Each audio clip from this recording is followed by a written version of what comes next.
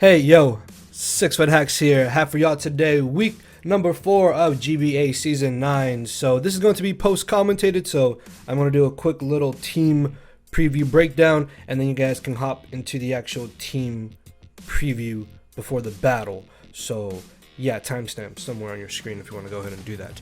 But before I get into the team builder itself, I just want to say live comms will be back next week, or I may be alternating between live and post com depending on how things go, but I will be separating the team builders. This is only going to be together because I was very busy. So yeah, apologies about that, but next week they'll be separated and all that shenanigans. So yeah, looking at the matchup here, we are taking on Danza, coach of the Los Angeles Nidokings. Now, we did face Danza in GBAD League Season 3. Was it Season 3 or Season 4? I think it was Season 4, and it was Week 1. I'm pretty sure it was Season 4 Week 1. And we just barely won. And hopefully we can pull out a victory here against Danza, because it's the only time I do.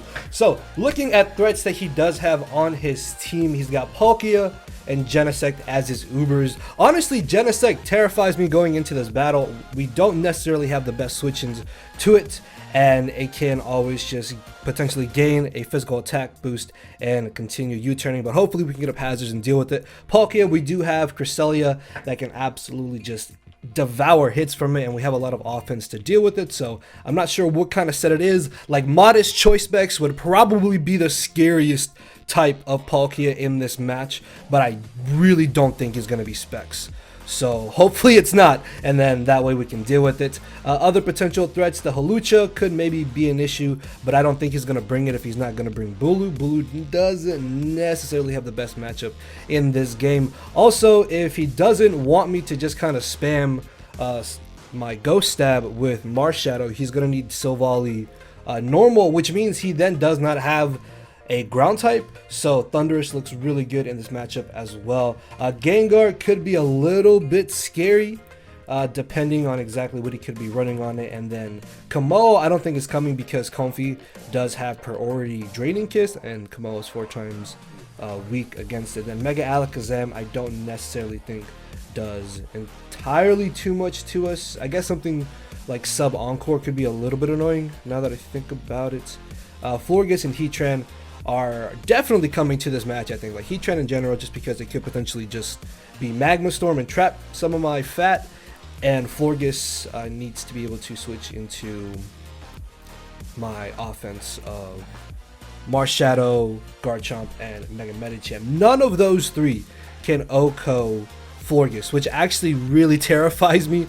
Like, the fact that I can't OHKO Florges is going to be really annoying going into this battle. But yeah, that's what I initially thought going into this build here. Shouts out to my front office homies. I think my boy Shuckle King 87 and Harris is awesome, were the main two that helped me out this week. But our first team member is going to be Marshadow, this time rocking a nice Choice Banded Adamant set. I do not want to lose this week. We cannot afford to take 2 back-to-back losses after losing last week. This time Marshadow is rocking nothing but the utmost of destructive strength here with Adamant Choice Banded.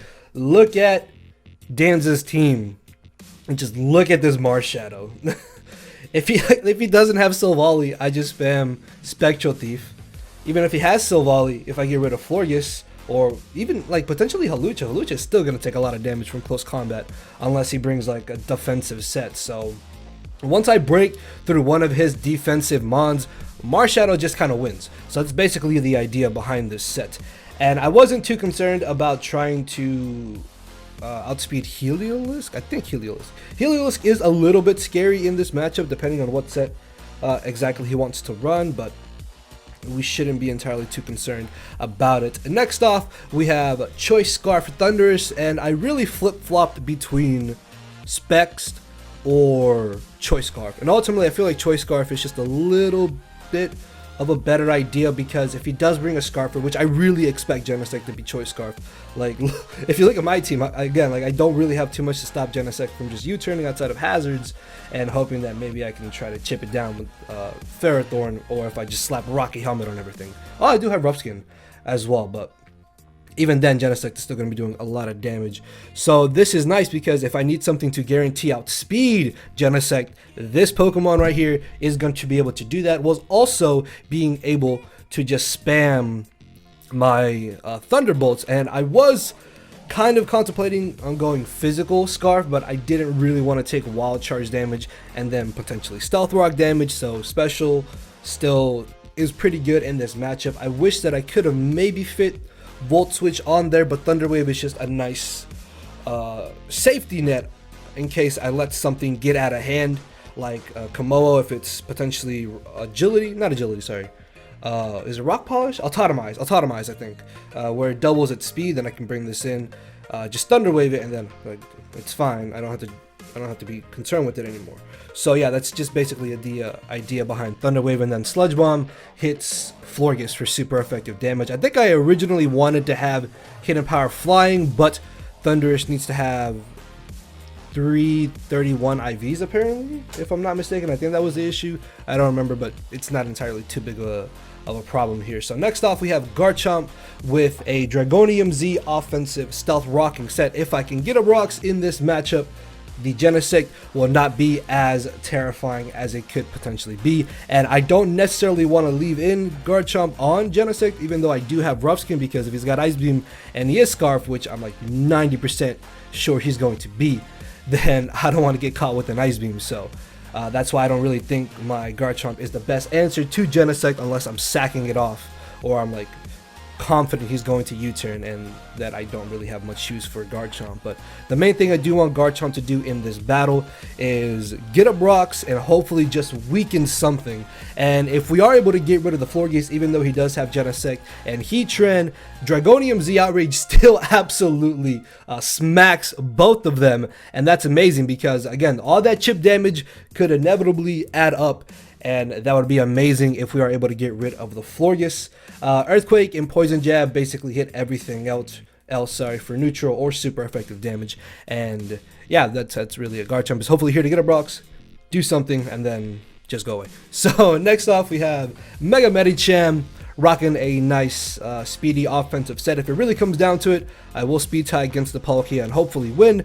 And if for some reason he doesn't have Scarf Genesect, and that is a plus speed nature, then I want to guarantee outspeed that, as well as the Silvally if I'm not mistaken.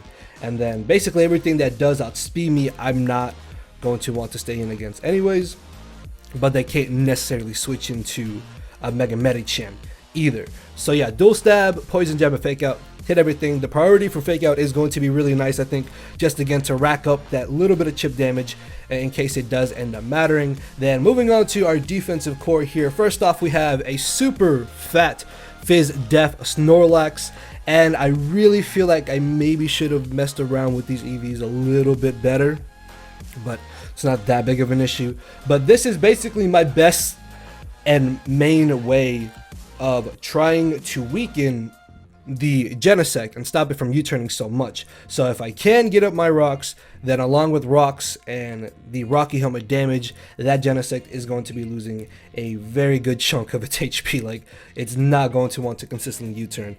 And even if he does want to try and pull doubles, he's still going to be taking the rocks chip damage. So that's the idea of Snorlax, is really only here for the Genesect.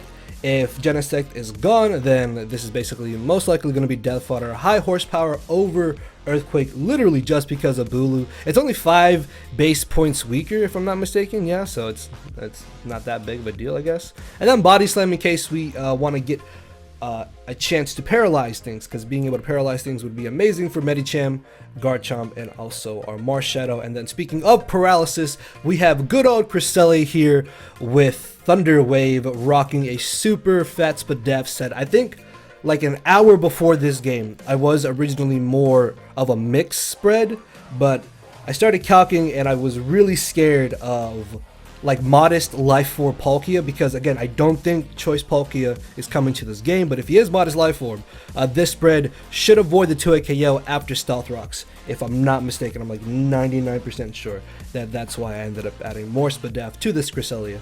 And that's going to be really great in case he does bring a modest Palkia, which it could be Scarfed maybe, but Lustrous Orb is really good. maybe the Life Orb, as I mentioned here. Trick Room would be actually really scary to face late game, depending on what. Okay, I'm just gonna start throwing out random stats at this point, and I don't know why I do that. So yeah, Cresselia is really just here for the Palkia. It can also deal with the Hawlucha. It can deal with Heliolisk along with Snorlax, and then Heatran, as well as the Alakazam. And Thunder Wave is going to be really good in this matchup to paralyze his offense. For our offense, HP Ground is able to hit Heatran and Genesect, while not allowing Heatran to get a boost from Hidden Power Fire, and then us not be able to do anything besides Thunder Wave it. And then Moonblast is there over Psychic, because Moonblast does more damage to Palkia, and this is really, I mean, it's here to help against his other special mons, but it's mainly here for the Palkia, so Moonblast I thought was the best way for us to be able to hit Palkia for super effective damage. And then Moonlight is there for recovery, because he's got no form of weather, and that's going to be a problem for him if he's not able to take down Cresselia. But I'm pretty sure he's going to have Toxic on some of his mons to be able to deal with Cress here, so his offense can get through it. But yeah, that's going to be our squad for this matchup. Let's jump into the team preview. Alright guys, so this is going to be our match against Danza for week number 4 of GBA Season 9. Danza is the coach of the Los Angeles Nidokings. His channel and stuff will be down below. So next week is going to be live commentated, guys. I may be alternating between post comms and live comms, but I will be separating the team builders. Was just really busy this weekend, so yeah, apologize about that. But if you guys do enjoy this, you know what to do. Hit that thumbs up button down below. Also, let me know in the comment section below, what have you been thinking of this season so far? It's only been 3 weeks. This is our 4th week here. Let us know if you've liked the beginning of it and if you like the addition of the Ubers so far. So looking at our matchup here against Danza, I did go over my team at the beginning of this video. So looking at the mons he did bring, I was surprised to see that he brought Hawlucha without Tapu Bulu, but I was really happy to not see the Heliolisk, the Kommo, or the Mega Alakazam. A Gengar I feel like I could have dealt with as well, but mainly those 3 that I just mentioned. So I'm very interested to see what exactly this Hawlucha is going to be. I'm thinking that it could just be defog, like a defensive defog set, or maybe like a bulk up super fat set to set up on Snorlax. So I'm a little bit scared, and then if I find out what type of Silvally he has brought, then that will determine how I can play around it. So I do expect him to want to lead with the Genesect. If it's Scarfed, it's literally the best lead he can lead off with. So I don't want to be forced to bring in my Snorlax against it, so I figured Snorlax was my best lead. As he does U-turn, this does now allow me to go for the Body Slam turn 1 and hopefully paralyze something, but unfortunately I do not get the paralysis on the Hawlucha. I think Hawlucha does also have the Limber ability though, but I was thinking that he could have just been unburdened. But after seeing Leftovers, those 2 didn't click in my mind, so yeah, but now I'm pretty sure he does have Limber as an ability, now that I think about it. So I bring in my Thunders here, and I'm just going to go ahead and take the U-turn as he brings in his Palkia. I don't want to go for an electric move because I know I'm not going to be able to knock him out, and I don't want to take a hit from this Palkia. So I'm just going to go ahead and bring in my Cresselia here, which I'm so happy that I did end up making way more specially defensive a bit before this game, because as you can see, that special Ren does nothing. And after checking the calcs, I know that he's Lustrous Orbed, and he could potentially be modest depending on rolls, if I'm not mistaken. I don't quite remember, but I think I did come to the realization that he was modest after these couple of hits. The reason why this is so sped up is because he turns out to have Substitute as I went for the Thunder Wave, and then this is going to get a little bit dragged out as he's trying to fish for a crit, which honestly I don't blame Danza. If I was him, I would have definitely tried to fish for a crit as well with Spatial Ren, because it does have a high critical hit ratio. And I'm just going to stay in here and try to beat this Palkia down 1v1. So there is no real way Palkia can break through my Cresselia, because if he had Toxic, he would have gone for it by now. And he does end up allowing me to paralyze him, but this is actually really bad for me, because what I should have initially done was just knocked out Palkia instead of going for the Thunder Wave, because either way he gets a free switch into the Genesect, and I was trying to prevent this, and it ended up happening anyways as I'm forced back out into my Snorlax. I don't want to bring in my Garchomp, because even though, yeah, I have the rough skin, if he predicts me to bring in Garchomp and he goes for the Ice Beam, well, that's really bad for me. So I decided to go ahead and just sack off my Snorlax here, as he ends up bringing in Palkia and then gets fully paralyzed. Now obviously, yes, this was really huge in my favor, but at the same time, Danza had other offensive threats that he could have brought in against my Snorlax instead of bringing in Palkia, and unfortunately he did get fully paralyzed. So yeah, we both kind of misplayed there, but I got away with it as my Snorlax is brought back up to full HP. This allows me to bring in my Cresselia here. I am not making the same mistake again. I'm clicking Moonblast. I don't care if Genesect comes in or not. I want to get rid of this Palkia. This thing being around, even though it is paralyzed, is still really annoying to try and switch into if I want to keep my Cresselia around for this matchup to help deal with his potential defensive Florges or the Heatran in the back. So in comes Genesect. Obviously, I don't want to take the U-turn, so I'm going to switch back into my Snorlax, and Danza makes a really smart play here. Calls me on my Snorlax play, and wanting to avoid the Rocky Helmet damage, he pulls a nice double switch into his Hawlucha. Now, this is where I started to realize, okay, if he's going to get in this mindset of just trying to double, I need to try and get up my Stealth Rock. So I need to bait something in to allow me to hopefully get up Rock. So I try to bring in my Thundurus, expecting him to go for a fighting type move, but he actually ends up going for the U-turn, which is still a little bit annoying because that Hawlucha is starting to become really annoying. So he brings in the Florges, I'm guessing trying to bait me to go for the Sludge Bomb, or thinking that maybe I had the Poisonium Z Sludge Bomb or the Steelium Z Flash Cannon for his Florges, and Heatran obviously resist or is immune to one or the other respectively. So yeah, that made sense in my opinion, but U-turning there I think was still my best play, as I can bring in a Garchomp. I'm pretty positive he's not gonna risk his Heatran, so I can finally go ahead and get on my rocks as he brings in the Hawlucha on the off chance that this Hawlucha does have the Defog, which with it being defensive, it seems like it could very well have Defog.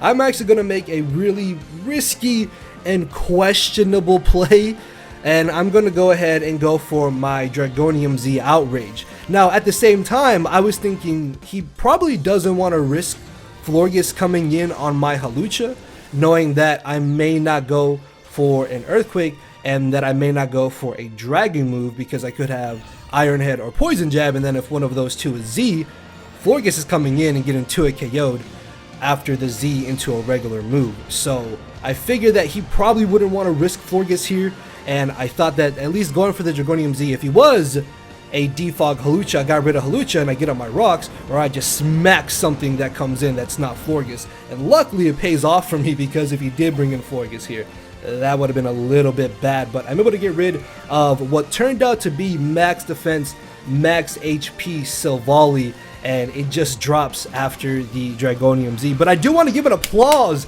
to Silvally, man. It ate that Dragonium Z Outrage, which was pretty cool. So down goes to Silvally, in comes the Hawlucha, as he reveals to have the Encore, which I honestly didn't even remember that Hawlucha learned Encore. But I'm Encored into the Earthquake, so I don't want to stay in here, and Danza makes another really good play. Knows that I'm probably not going to want to stay in and take a hit, and is going to capitalize on this, trying to gain momentum in his favor as he U-turns out of my Thundurus into his Heatran. I'm really not too concerned about this Heatran. I figured that because I have Rocks up, he himself is probably going to want to get Rocks up, and I also have a Snorlax in the back. I am thick fat, I'm clearly not Gluttony, so he's not going to go for a fire move, so I can bring in my Mega Medicham here, Mega Evolve, and murder something. No, I just kind of die to Eruption. And for those of you who don't know, Eruption is an event-only move for Heatran, which means that this has got to be quiet in nature Heatran, which now has me thinking, oh, he's probably Choice Specs Heatran. So I may have lost my Mega Medicham, which does kind of suck, but it's not entirely that big of an issue, considering that now with his Silvally being gone, my Marshadow just kind of clicks Spectral Thief, and I OHKO or 2-hit KO everything. So he switches into his Hawlucha here. I'm not too sure why he made this play when Heatran is already going to get knocked out by Stealth Rock. So yeah, he sacks off Halucha. You guys have to check out his side of the video. But in comes the Genesect here. Now, I don't want to risk him having the potential Zen headbutt, so I'm going to go ahead and just sack off my Garchomp here. Honestly, even if he wants to Ice Beam at this point in the battle, I am perfectly fine with it, but he does end up missing his attack, which is actually better for him because he doesn't take the the rough skin damage twice from my Garchomp. Now he avoids that and is able to sack off the Heatran. As in comes the Florges. I'm thinking that I can just hit this with an Earthquake, bring in Marshadow, and win. No, it turns out that he's Choice Scarf Florges, which means if that Genesect is not Choice Scarf, he has been playing it immaculately. But there is a chance that he's just running double Scarf at this point. Either way though, I'm going to bring in my Cresselia because I know he's locked in to the Moonblast. I can just click Thunder Wave on either the Florges or the Genesect, as he does bring in the Genesect. This is perfectly fine by me. The only issue with this is that I don't knock out Genesect with any one hit. Plus, I think that because he is Scarfed, he's still faster than me, but I don't want to risk that still. So I'm going to switch out here right back into my Snorlax. Snorlax has really just only been here to deal with this Genesect, and it's been able to do that pretty well as he gets fully paralyzed there. Obviously, that doesn't necessarily matter too much, I think, as he U-turns right back into his only Mon that he can bring in, which is this Florges. I end up going for the Sleep Talk, and I guess he pays me back a bit for the paralysis on Palkia earlier, but it doesn't really make up for it, but I guess it's something which is better than nothing. And I'm going to get really unlucky with my Sleep Talk rolls and pull Rest back to back. But honestly, this is not that big of an issue because I can then just bring in my Cresselia. I don't think Cresselia should ever get to a KO'd by the Florges if it really comes down to it. I think I calc the crit as well, so I should be fine to just either Moonblast or Hidden Power Ground here, and I decide to ball out and I go for Hidden Power Ground, expecting him to bring in the Genesect because Genesect actually did live a Moonblast at this range of HP. So I figured if he does want to try and switch here, I'm just going to go ahead and HP Ground. Down goes Genesect. His last Mon is going to be the Florges, so I'm going to speed up this last little portion of the video here because there's not really much for me to say. It's just me kind of trying to paralyze and then win. So yeah, I think I ultimately decide to switch in my Thundurus to sack it off to Florges. That way I can just bring in my Marshadow because I could just stay in here with Cresselia and preserve the 3-0, but I just want to end this match as quickly as possible. But he ends up getting fully paralyzed, so I knock him out next turn, and we win 3-0 either way. So yeah, that is going to be good game to Danza. Definitely check them out, guys. Channel link and stuff will be down below. Next week, we are taking on my very good friend, Mr. Mewtwo fan Nate. Normally, we meme around in every other league, but we're going to take this match serious. So hopefully, we can pull out another dub next week. And we are now 3-1 heading into week number 5. So with that being said, hit that thumbs up button down below, guys. Let me know what you think about the addition of Ubers so far in the GBA. And with that being said, I will see you all next week. So later, everybody. Cause my brain and heart are both tied in a knot, and this hinders me from crying a lot. This causing me to show no emotion. But when I said I cared, I wasn't joking. But I guess it's too late for me to become broken. For now, I'm living with no more pain, tears, or hoping. I'm just coasting. Yeah, I said I'm coasting. No more pain, tears, and hoping. For real.